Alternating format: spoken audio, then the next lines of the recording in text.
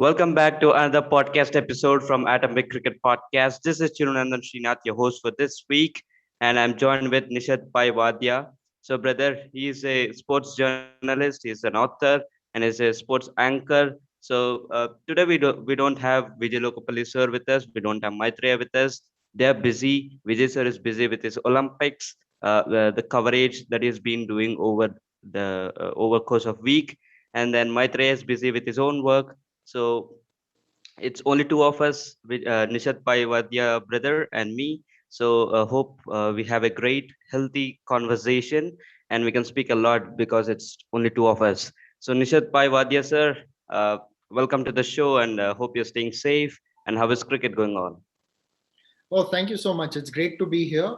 I think it's all going well. I mean, considering whatever we have been through over the last year, I think a lot of us are also fortunate to get whatever opportunities we do. And as I say, that I think a lot of us also have had it better. So can't complain, just be grateful. So what we usually do is from the before episode, from the previous episode that we did, we started the episode by talking about Olympics because we wanted to cheer for India and do our support in a very small manner. So I'm not a person who follows sports a lot. I'm not one who follows other sports as well. I mean, I do follow cricket, but I don't think I That's what I follow wanted to ask boxing. you. You said I don't Yeah, follow sports. I was going to ask you. I mean, I hope you follow yeah. cricket. Yeah, so I don't follow boxing. I don't follow badminton. Like it's just been cricket for me over the years. So you have your social media thing that you do on YouTube and as well as podcasting, niche sports, and you've interviewed a lot of people. You covered football. You covered a lot of sports, and it's doing a brilliant job. So Nishad, brother, can you talk about Olympics? Like uh, Mirabai Chanu won the silver medal. We talked about it in the previous episode. Now, PV Sindhu is in the semifinals, and then Lovlina. I don't know how to pronounce that name, but she's an Indian, and she's confirmed for getting a medal in boxing. And there are a lot of things in archery. Atana Das. I watched yesterday's match. It was very thrilling, and then a lot of things that I do not know, but. How is Olympics? How is it for India? So can you talk about the Olympics? This time the expectations were a lot more. And unfortunately, what has happened is that shooting, I would say there's pistol and rifle shooting in that. Shooting was expected to deliver and it is not. So, which is why expectations may have tempered down a little. But we did get Mirabai Chanu getting the silver, which was a big, big boost. And it's an incredible journey for her. It's for a girl to come all the way from Manipur, fighting all the odds, training very hard, and then she had a heartbreak in Rio. In spite of that, bouncing back and coming and getting this silver medal here. Obviously, the Chinese weightlifter who was a lot better on the day, she deservedly got the gold medal. But I think silver is just rewards for whatever she has, and the smile that she had when she won that was simply amazing. Now, Lovlina Borgohain, I think that's how you pronounce the name, right? Borgohain, and I'm up for correction if anyone can tell me how to pronounce the surname a lot better.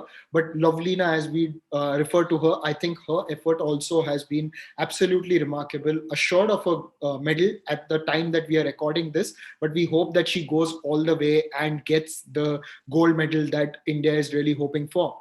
And PV Sindhu, as expected, is the flag bearer. Now, yes, I mean, shooting has been a disappointment, which is why a lot of people in India have lost a lot of hope. But remember, now that we are recording this, we've still got wrestling coming up. Wrestling is still an event that is yet to start, and wrestling has got a few hopes for India. And we had Vinesh Fogart in 2016. She had a heartbreak there because of an injury. But who knows if it's this year for her? Bajrang Punia has proven his class all over. Who knows if it's his time? So let us be hopeful. I wouldn't say that burden ourselves with expectations more than the athletes. I think we are burdening ourselves with expectations. Let us wait and see. Let us see what they have got. We still have a good chance of getting a few medals. I would say good chance. I'm not going to say sure shot, but yes, definitely we do have a good chance of getting a few medals. But you know what? I'm also hoping to see how Neeraj Chopra performs. Neeraj Chopra has been a class apart in javelin in India, and he has achieved things that not many Indians have. And he had a tough time because of injury, then bouncing back. So he's also one that, we can hope something from, but I'm not sure, how he's going to perform at the Olympic level after having gone through a tough time over the last couple of years. So that too will remain to be seen. But there are a few other performances that we should talk about. Deepika Kumari, yes, she is very young. It was a third Olympics. She did not go into she did not get the medal that we expected from her, but yes, she's gotten into quarterfinals. Remember, there are others, like, there have been athletes who have gone to 4 5 Olympics and then finally gotten the medal. Who knows, Deepika Kumari may do it the next time. Atanu Das was brilliant. He's still around, so we've got that something to look forward to over there as well. And we've also got to appreciate Avinash Sable, who has broken the national record. He bettered his performance, so I think that also is a very positive sign. So all in all, I think Indian sports as such, the trajectory is good, the results will come, but we should stop being very harsh on the athletes. Some of them, with the kind of comments that we see on social media, a lot of them are, in fact all of them are doing the best that they can. And let's hope that, next time it's better, but we still have got a chance to do a lot better this time as well. And I saw a certain tweet on social media. It said like everyone in the country except athletes know how to play sports. So that was like, yeah, that was Yeah. just like, yeah, yeah, you can continue. No. Exactly my point. And it's like everybody in these 4 years, after every 4 years, everybody, a lot of them become experts, and then they comment about all this. But you know, I would also say one thing. People were talking about Manu Bhaker and Saurabh Chaudhary, who had been at the receiving end. Now Manu Bhaker is still a teenager. Yes, it's for a sport, from a sporting perspective, her performance wasn't what was expected. But to directly say that these people can't take pressure, I think you need more perspective, because you have to see the kind of performances they have consistently delivered over the last couple of years, and which they have. And yes, it's a big learning for them. They are still young. I would say there is definitely a lot that they can improve on from this performance, which they would know better than us. And I think it's also a space where we respect that, because they are the ones who are in the middle. I mean, there are people talking about, the fact that, oh, they can't take pressure, they can't do this. I mean, a lot of us couldn't take exam pressures at the age of 18 or 19. And here they are, who Not are even 18 and 19, even 15 years, we are, I don't think we are able to manage that much. I mean, not everyone, but me personally. But exactly, I mean, these kids have actually performed in world events, Olympics. Yeah, probably the stage was a lot bigger. We don't know what happened. That's the introspection that them and the coaches will have to do. But we cannot. What I'm saying is, we cannot pass blanket statements without knowing the basis of what's gone wrong. Let them study. Let people who are in the know study. And we all have opinions, which is fine. But do we have perspective? That is the question. Very well said. So we'll move on to cricket, right? This is a cricket podcast, and that's a Yeah. mainstream. You're here for that. So yes, Sri Lanka win the T20 international series versus India. That was totally unexpected. From a lot of audience. Me, Vijay Lokapalli sir said India are going to whitewash Sri Lanka in all the matches. There is no chance that Sri Lanka will win even a single match. They managed to win one day international match, and they came here. They whitewashed, not whitewashed, I mean 2-1. That's what they won. The first, they had a good comeback. The first match, India won. The two remaining matches, they fought really, really very hard and they won it. So, did you think Sri Lanka could do this? I mean, yes, it is a Indian, I mean, B string or C string or whatever you call it, but it's still a quality IPL 11, and that's they're very good 11. I mean, because you see the IPL, the quality they perform, it's amazing. So your thoughts on that? Sri Lanka winning it? Did you ever imagine? you know, I thought it was possible after the COVID thing struck the Indian camp, because you see all the main players were put in to quarantine. Manish Pandey is out, Krunal Pandya is out, Hardik Pandya is out. So the core of your team for this Sri Lanka series is essentially out. Ishan Kishan, who has beautifully blended into the Indian team with those performances against England and then carrying it forward here, he's also out. And now you've got guys like Ruturaj Gaikwad, Devdutt Padikkal coming into the side, and they are essentially play Nitish Rana playing their second or third game, and they directly become the core of the team.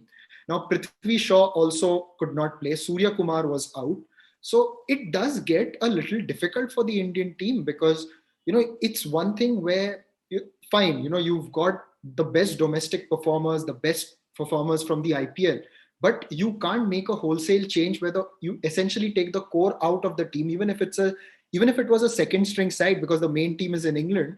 It's still the core of the Indian, a core. There was a certain core that India had for the Sri Lanka team, which they depended on to win, and that core itself was taken away. So I think it was always going to be an uphill task. So especially I was not surprised that India lost because I felt too much to expect from a unit to gel, who are just playing maybe their second or third game in international cricket.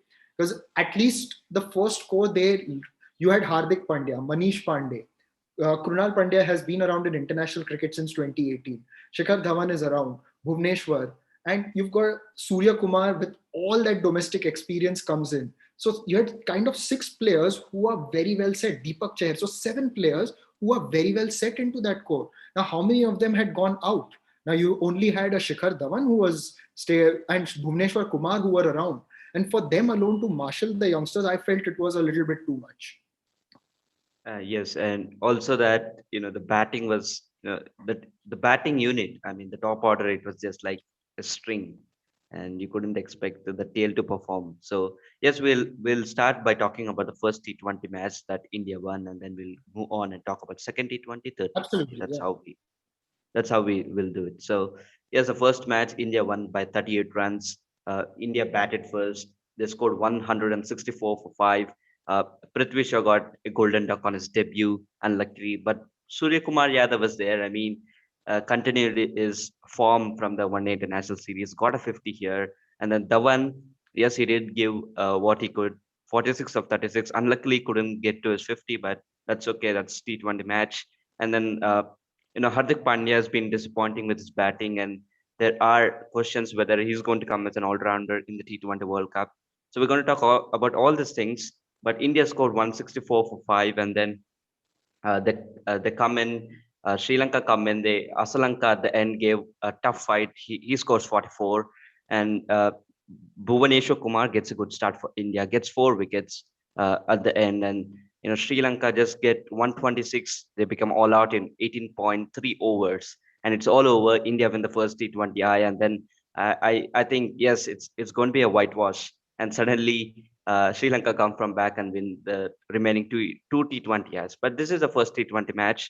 So Nishad, brother, like what do you have a say on Hardik Pandya's performance? I mean, he's not the same person that we saw a few years ago, but he did it in the Australia white ball tour. But after that, England home series hasn't been quite good for him, and now the Sri Lankan thing, he's just not finding a way to get his strike rate above. So your thoughts on Hardik Pandya? Will India look at him as an all-rounder in the T20 World Cup, in the upcoming T20 World Cup, or do you think did they think, or will India take someone like Rahul Tewatia or someone like? But yes, Rahul Tewatia hasn't played the Sri Lanka tour, so uh, what will be going on in the minds of selectors? See, there is still time for the T20 World Cup, and India will, because of the COVID restrictions, you will be picking a side of over 20 members. I read somewhere it could be 22 or 23 members. So I think if you have got a squad of 23 members, Hardik Pandya definitely gets it.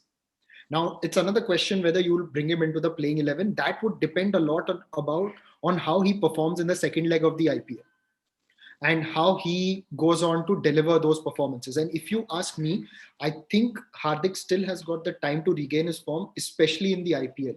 Look, I don't know if they'll take him as an all-rounder because a lot will depend on his fitness, whether his back allows him to bowl those critical overs. But as a batsman, I think India needs that impetus in the middle order, which someone like him can provide.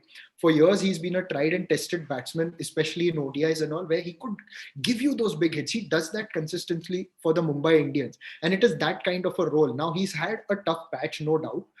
It just remains to be seen how he comes out of that in the second leg of the IPL. But if you ask me, if India are picking a 23-man squad, definitely you have to keep in Hardik Pandya as one of your options, because if he strikes gold in the IPL, and then considering the fact that the T20 World Cup will be played in UAE. Essentially, he'll continue playing in those conditions. I think Hardik Pandya will, if he gets that form, he will just carry that forward because he's a confidence player.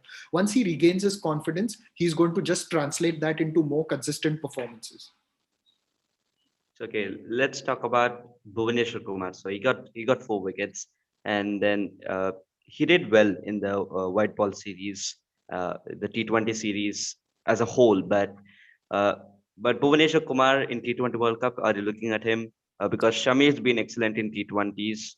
Yes, he has not played the Sri Lanka thing. He has not played the England white ball series. So your take on that? I think India can only play one out of Deepak Chahar or Bhuvneshwar Kumar. Again, you have a 23-man squad. Bhuvneshwar gets in. And you've got Deepak Chahar also one of the options. Now, what essentially I think that what the teams are going to do is if you can pick those 20 to 23 players, there will be like for like players, like for like replacements. Say someone by chance is out because of situations that we have seen, like in Sri Lanka. You would want an ideal backup who can just hang on, come on into the playing 11. We want you to perform this role and go ahead. So you've got Deepak Chahar and Bhuvneshwar Kumar, who are essentially similar bowlers.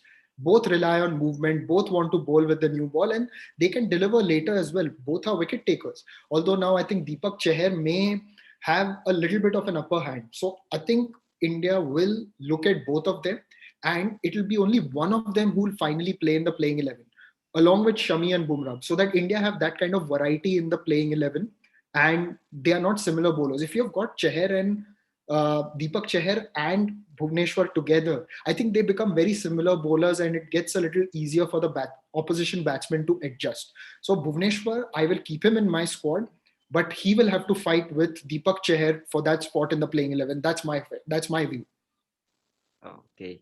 Uh, uh, so let's talk about the second T20I. So uh, Sri Lanka win by 4 wickets, and it was a real thriller. I mean, it went on till the last second over when Bhuvaneshwar Kumar just slipped off. Yes, there was rain interruption, and the ball got wet, and maybe it just got slipped away from his hand. A full toss, and I don't know, the batsman who utilized it very well. He hits a six, and then Sri Lanka in a comfortable position to win. So they win it in the last over. But I mean, before everything happened, there was a COVID. Krunal Pandya tested positive for COVID, and then there were 8 players who were isolated, uh, were in isolation. So there were a lot of things that happened. The match was delayed by a day, and there were a lot of playing 11 was changed, and there was a lot of things that happened. And then there were memes on Twitter saying that we want Rahul Dravid to play there. So there were a lot of things that happened. And India come in, they bat, they score 132. Rutraj Gaikwad was on his debut, and then you have Padikkal on his debut, and there are a lot of things. Even Nitish Rana was on his debut. So Dhawan gets 40 or 42 balls, and I was just amazed. I mean, yes, the pitch was slow. The spinners were having a laugh on it, but before that, I mean, Shikhar Dhawan didn't face a lot of spin. Uh, Initially, it was the pace and the power play. They went very well. Rutraj Gaikwad and Shikhar Dhawan, pardon me. Yep. So they were going well, and suddenly things started to fall when Hasaranga comes in, and then Devdutt Padikkal try some reverse sweep, hits for a four, and the next ball is bowled by Asranga. So a lot of things that happened, and then Sanju Samson couldn't find his thing. He has a disappointed T20 career so far, and then Nitish Rana comes in, scores 9. So a lot of things happened, but India didn't score what they are capable of. But yes, the tail was, I mean, the top order batting was so weak. They scored 132. They looked like they could defend it at the last, but we saw what happened. So Kuldeep Yadav got 2 wickets. Rahul Chahar got pumped up when he took Asaranga's wicket, and we saw all the reaction that happened.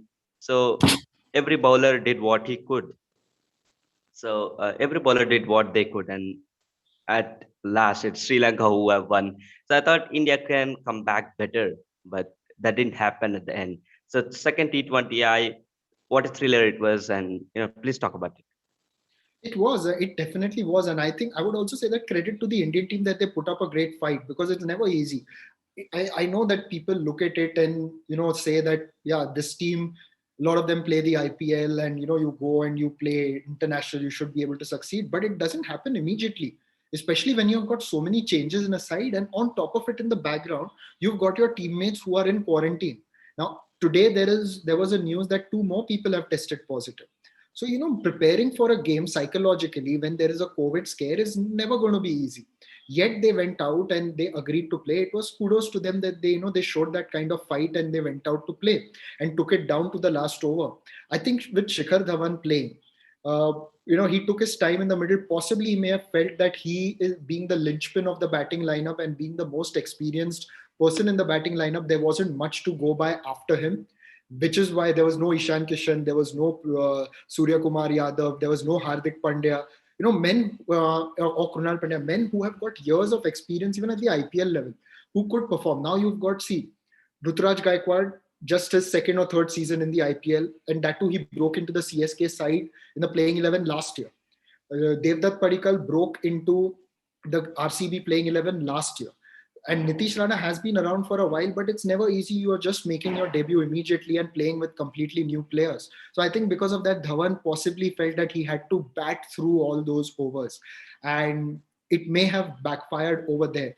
Pitch was sluggish, no doubt, but I think the bowling also showed a lot of application. They did for the longest time. They tried to keep Sri Lanka quiet. They tried to tie them in knots. Ultimately, it went down to the end and Sri Lanka did bounce back. So it was, and once Sri Lanka won that game, I think it was never going to be easy in the third game.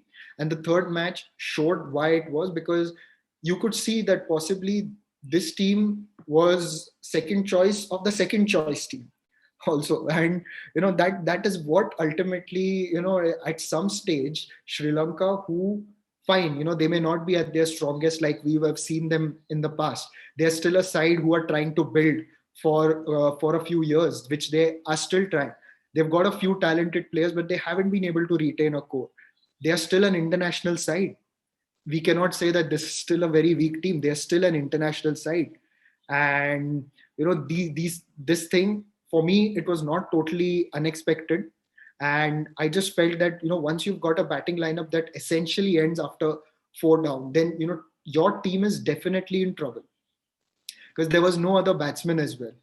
And yeah, it was it. But on the flip side, it was good to see someone like a Vanindu Hasaranga, deliver those kind of performances. We need that quality cricketer from Sri Lanka to sort of inspire everyone. And who knows if it's Vanindu Hasaranga? I hope it is. I mean, we saw when Sri Lanka rose in the 1990s, they built a very good team and they had a lot of personalities, but they were also buoyed by performances.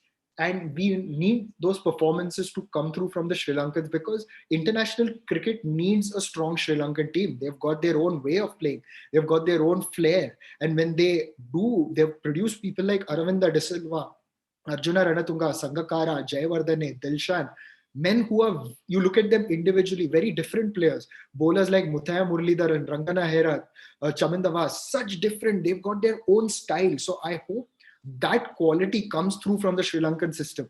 Maybe it just needs one or two wins, a few players to sort of just uplift everyone's morale. Who knows if it's Vanindu Hasaranga? Yeah, I think Asaranga, for me personally, I think he's the best Sri Lankan player in the squad who's currently hanging out there, because he's the second most ranked T20 bowler.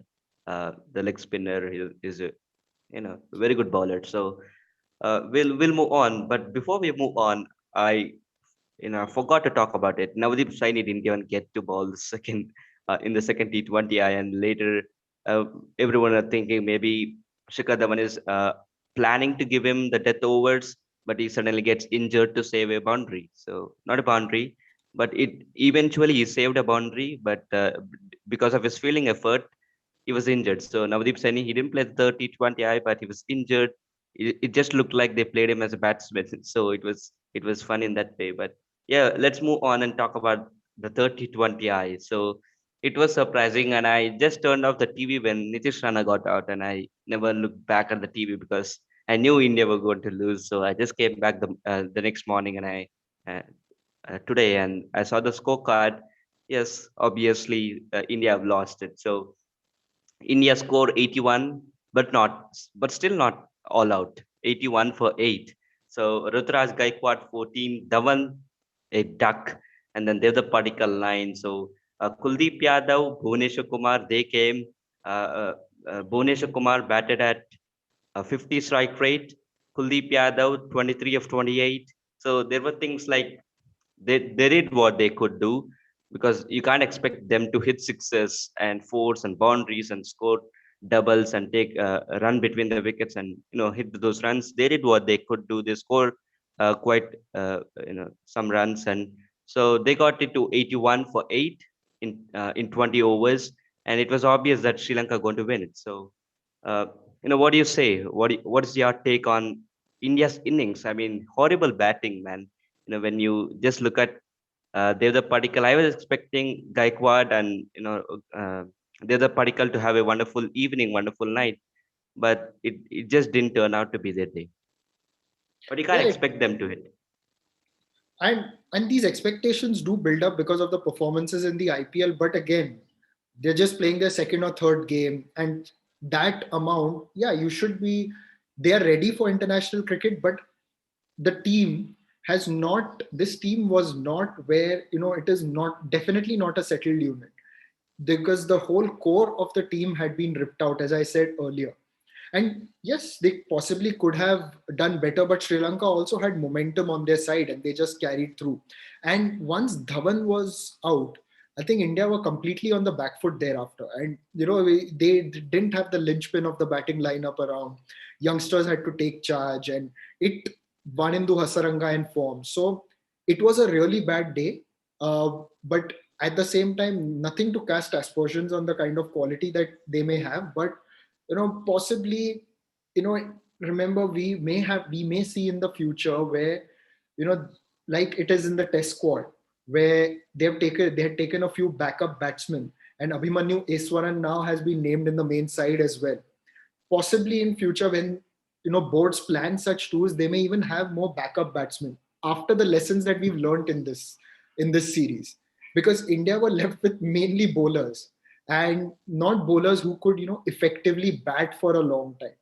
There was no Shardul Thakur, a player like a Shardul Thakur.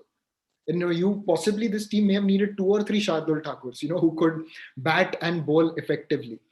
And it was disappointing, no doubt, but I think Sri Lanka had that momentum on their side, and they were just too much better. And it had to be also seen that they ultimately are an international side, and they you can't completely take them lightly. Not that India were forced to do this. Otherwise, definitely India would have, if it was a series decider, everybody would have played.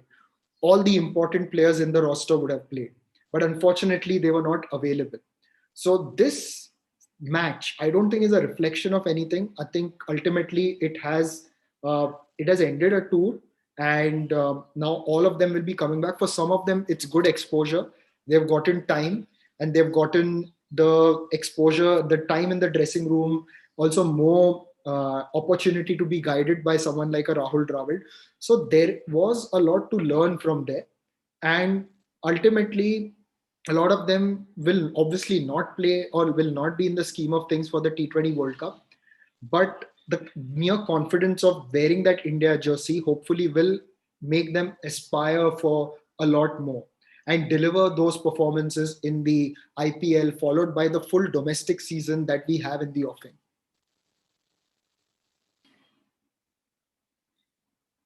Yes, and then Sri Lanka did manage to win the game by chasing the total 82 for 3 in 14.3 overs. They completed well before time, and Rahul Chahar was excellent yesterday. He took out 3 wickets, but ultimately it didn't show down in the result that India could win it, because it was ultimately impossible. So yes, Sri Lanka won the T20 international series. India have won the One Day international series. So this is going to be the last T20 series, and this is the last T20 series before the T20 World Cup that comes in.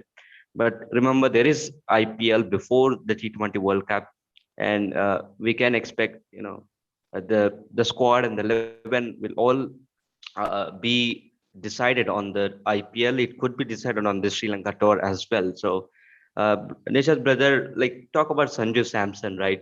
So he averages around 11.7 in T20s, and he's just a batsman. He's not someone like Irfan Pathan or someone like Jadeja or someone like a bowling all-rounder kind of someone who to average 11.7 in 7 T20 internationals, and he's an excellent domestic player, plays for Kerala. I'm not sure if he plays for Kerala, but is of Kerala origin. We have seen him in the Rajasthan Royals. We have seen him in the Delhi Daredevils camp. So a lot of things, right? So how do you take it? He's the captain of Rajasthan Royals now.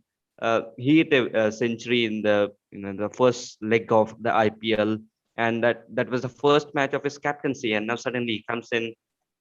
Yes, he performs really very well in the third one international, but when it comes into the T20 series, yes, there is a lot of pressure on him, and also that the top order didn't give what it should have been given, and there is no one after him. So there is no, you don't have the depth. You just won't get the feeling that yes, we have Jadeja number 7, so you can just go bang bang, but there is no one after him. So he kind of wasted some balls, or like he batted slow, but that's all that he averages is 11.7. So talk about him.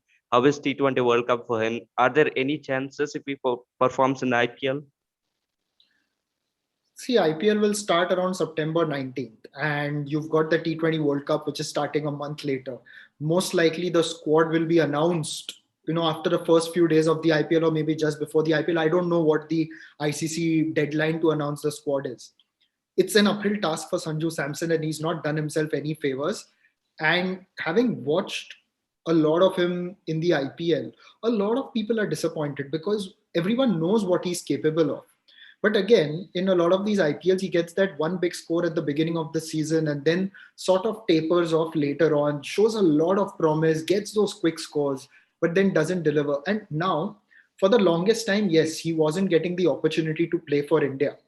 He wasn't breaking into the Indian lineup. But when he has, it is fair to say that over the last 1.5 year, he's gotten a consistent run, and that too in the top order. He should have at least delivered 2 or 3 impact performances, which he hasn't. And again, you look at the last ODI that was played, he got 45, and they were again attractive 45 runs. But a player like Sanju Samson has got the potential to convert that 45 into 100, to convert the 30s and 40s into 100. And I'm not saying that those knocks aren't useful. They are. Like the 45 was a useful knock, but considering the kind of competition that's there in Indian cricket, if you've got to make a mark, you've got to get those big scores. In T20 cricket now, he has not taken his chances, which is why someone like Ishan Kishan, who broke into the Indian team after Sanju Samson, will be ahead in the pecking order. He's also a wicketkeeper like Sanju Samson. So Ishan Kishan will also be a backup wicketkeeper to someone like a Rishabh Pant. You've got Surya Kumar Yadav, who has also grabbed his chances and proven his quality. He's gone ahead of Sanju Samson. So unfortunately, Sanju will, I think, find himself out of the T20 World Cup side because he has not performed. He may deliver 1 or 2 performances in the IPL, which may possibly bring up that talk again. But look at the consistent run he's gotten, and he has, again, as the numbers say, they have not delivered. Now, if he changes that possibly for the next T20 World Cup, he could be in the fray. But at the moment, Ishan Kishan, Surya Kumar Yadav are the guys who will be ahead of him. Shreyas Iyer also, when he gets fit, he will also be higher in the pecking order. Iyer being higher in the pecking order. So it's not going to be easy for him. So yeah, we'll go up with the 100, right? The 100 is going on the UK. So I'm not following any of the matches. I don't even think I'm looking at the scorecards. I'm just fascinated by the audience that it's been bringing, and also the kind of innovation that's happening there. So the 100, are you following it on fan court? I don't think I can afford a subscription yet again. My parents won't allow me. So yeah, the 100 of you following, if you're following, any thoughts on that? The scorecard looks a bit weird. You don't know who's the batsman, who's the bowler, kind of different names. The domestic players are playing a lot of domestic England players are playing, not many overseas like in the IPL. So kind of difficult to read and understand what's going on the game. But your thoughts on 100? My thoughts on 100 is that fine, there is a new format coming in. If it takes off, who knows what it will do for cricket? Who knows the kind of changes that it will get? The way T20 cricket has uh, changed world cricket. So if the 100 works, we don't know where it will lead to. Let's see. Let's wait and see. I will not pass a judgment now immediately. Unfortunately, I've not been able to watch it as much, maybe a few clips on social media. But from what I gather by reading the articles, the response from the fans has been quite good. But what I'm more excited about is the kind of potential the 100 has for women's cricket. Now, women's cricket is finally getting the attention that was due for a long time. The women cricketers have put in a lot of effort, to make their careers. They have worked incredibly hard, and for the longest time they were not getting the kind of credit that they should have. And now that it started happening, and that final at Melbourne, the T20 World Cup final last year, where so many people at chock-a-block house at Melbourne came to watch women's cricket. I think that was a big step in women's cricket history. What if the 100 does something more for that?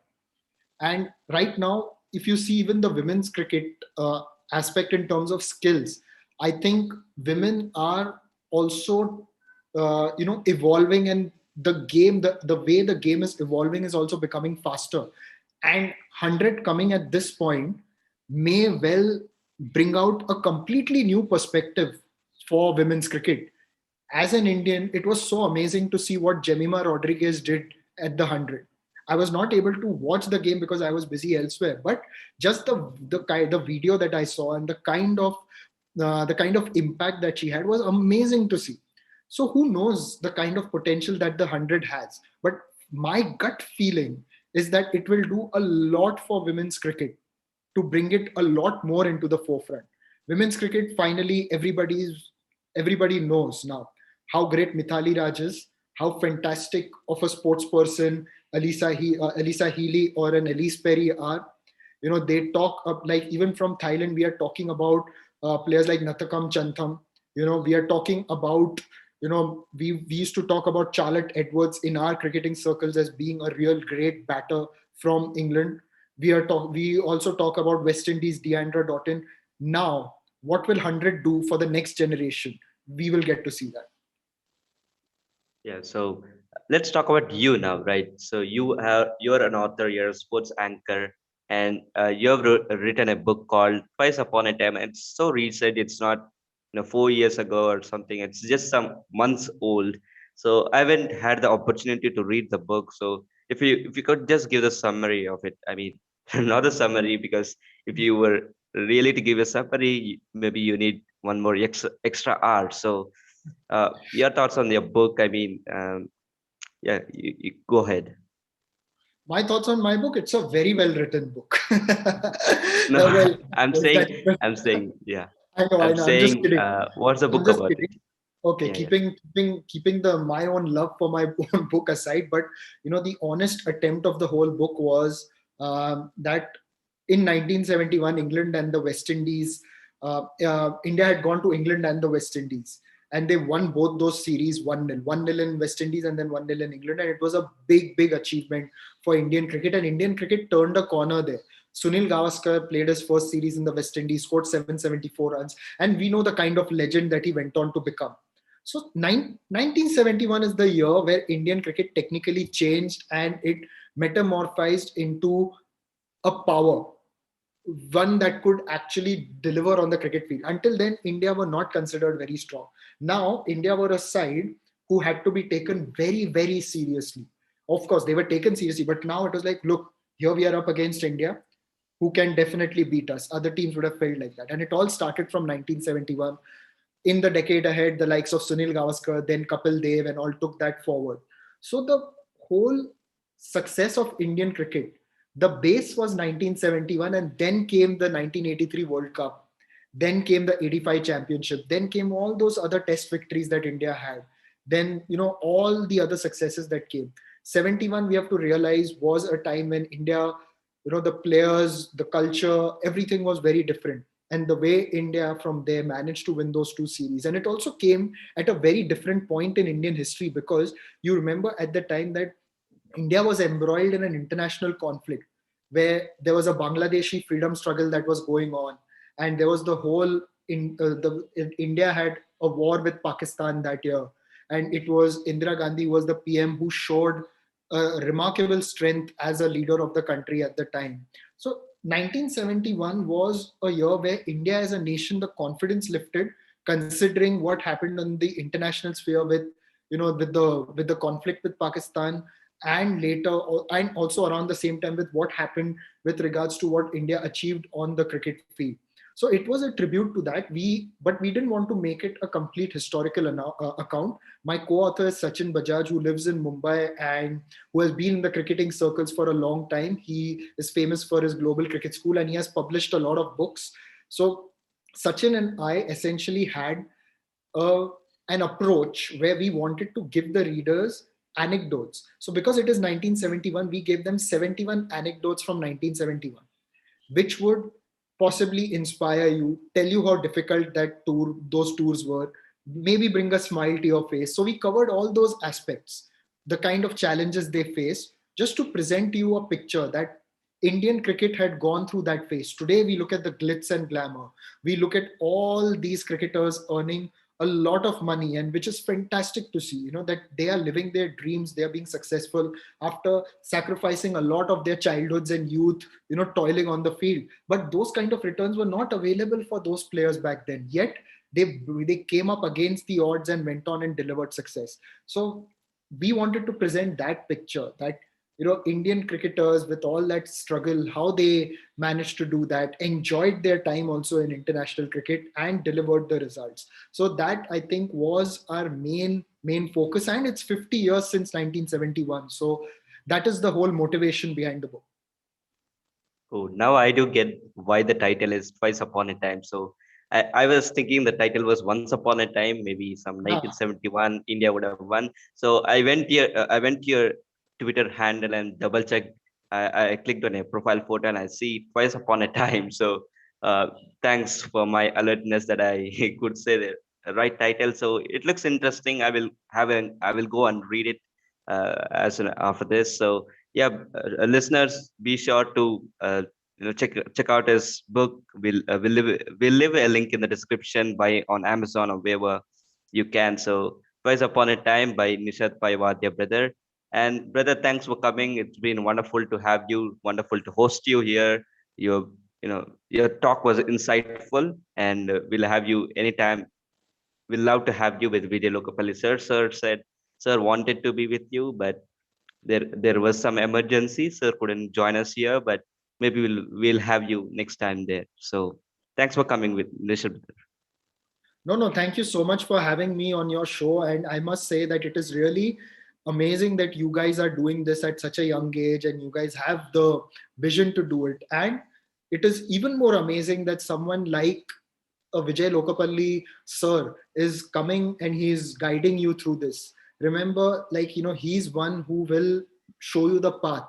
And for you to get someone like him to guide you at such a young age, it's incredible. So all I will say is that manage to get all the lessons from him, like Joe, not just the lessons that he will tell you, but just observe the way he works and he goes about the way he does his things, in terms of his research, in terms of his ethics. And there is a lot that you will learn, because that man is an institution. And I think also credit to him that he has taken you all under his wing. And it also shows the kind of love and regard that he has for the sport industry and the profession and everything, that he's willing to do it. So it is fantastic to be here. It's a fantastic initiative. But I have a question for you, if you don't mind, and that is, why the name Atom Big Cricket Podcast? I've always wanted to know that. Okay, so yeah, all of the people, all of our guests, all of even Vijay Lokapalli sir isn't aware of this. So yeah, so when we started out, we wanted to, be something very unique, and the name has some significance, but also it's kind of weird, and all those sorts of words you can use. But yes, the main reason is atom. I'm not a very studious person, but just like I'll give you something. So atom is something in chemistry, right? And it's very, very fundamental, and it's kind of very powerful. So atom is, though it's small, it's significant. So we thought atom big. So it would be weird if you put just a G. So we put double G, atom big, and we just made the name. So we thought, yes, we wanted to tell people that we are just 15-year-olds, but we could talk about cricket that is played by older kind of people, but we still have the love for the game. That was the same thing. But at the same thing, the second step, which resulted in naming the podcast like that, was because a lot of, I mean, you have been on edges and slitches podcast, so you hear a lot of podcasts like straight drive cricket podcast or gully cricket to bounce a wicket. So those are cricketing terms, and they use it here to make it like, it's like people remember their name because, maybe because their content is good. Yes, their content is absolutely good, but most of the people will remember their name because it's about a cricketing term and it's easy to remember. So we wanted to provide some content that people will remember our podcast, not because the cricketing term is there, or not because our the name is easy to remember, but because our content is good. So we wanted to assure our listeners that we are not here for just for the name, but like, for example, Sky Sports, right? So Sky Sports in the UK. So what does Sky does to sport? I mean, if you were to ask, Sky and sports, different terms, but they broadcast England matches, and that's why it's famous. So we wanted to create such an impact. So that's how our name is born, Atomic Cricket Podcast. And you know what? You must just continue doing this. It's really remarkable that you're doing this, and it is something.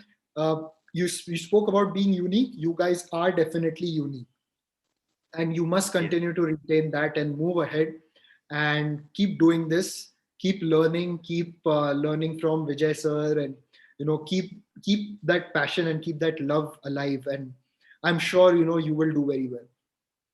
Yeah, thank you, Bill.